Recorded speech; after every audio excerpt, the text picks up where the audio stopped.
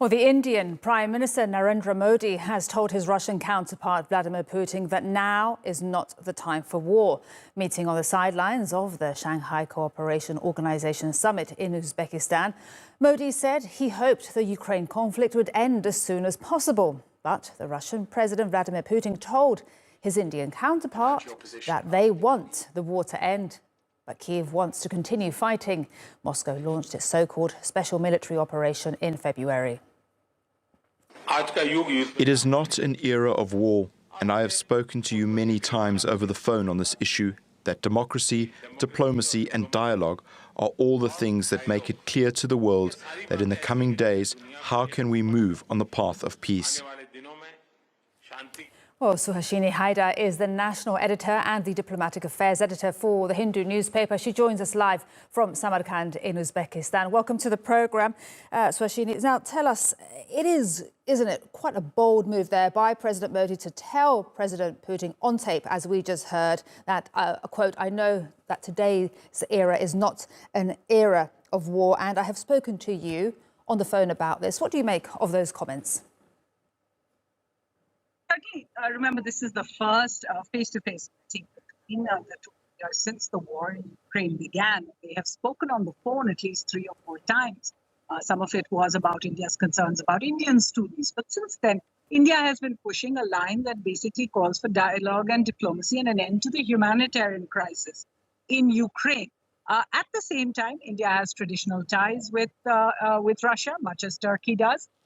And we have seen that in the last 6 months after the war, India has in fact increased its oil intake from Russia, getting discounted Russian oil, increased it as much as 50%. India has a traditional defense hardware partnership with Russia as well, and a number of other areas where the two leaders want to work together. So I think it was a kind of message to say that as a friend, I would like to tell you that this war is anachronistic. It's out of touch with the times, and it's time to end hostilities. I think it was a message that Mr. Putin took well. He certainly said that he understood those concerns. He had also said that to President Xi Jinping the day before when he said he understands China's concerns. But he's basically making the point that he gets that even friends of Russia are uncomfortable with the continuing war.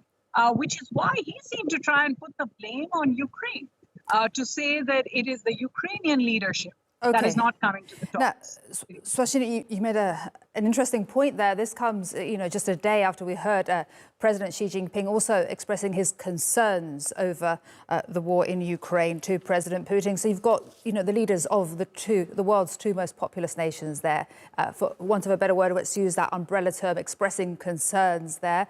Prime Minister Modi and President Xi Jinping. What does that do now to President Putin's standing on the world stage?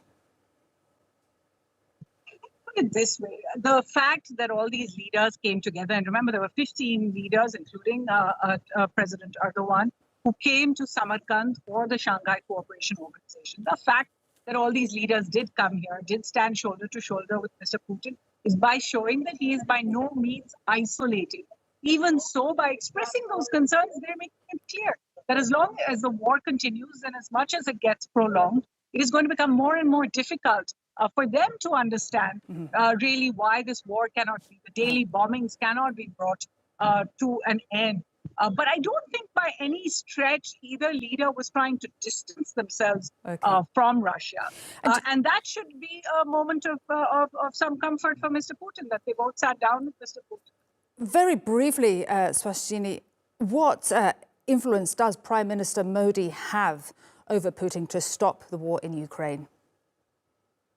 From the beginning itself of the war, people have been asking for India to play some kind of mediatory role. Certainly, India is an old partner, traditional partner, and Mr. Modi and Mr. Putin have particularly close relationships. They've met a number of times. They meet at least once a year, very long one-on-one conversations. So perhaps the power of persuasion, as well as India's considerable investment in Russia, $16 billion worth of Russian reserves, as well as the trade between the two countries, especially in the future. I do think that India has that sort of soft power of persuasion, if you like, with Moscow, which Mr. Modi was obviously trying to exert. And I also do think that there is a sense in India that Mr. Putin hasn't been fully heard out. And I think the fact that they showed up in Samarkand is proof of the fact that they continue to want to keep that conversation going. By contrast, Mr. Modi has spoken to Mr. Zelensky just twice since the war began. And both of those occasions were really about Indian students stuck in the Ukraine who were trying to get out at the time. Really great to get your analysis there from Samarkand on this story. Suhasini Haidar speaking to us there from Uzbekistan. Thank you.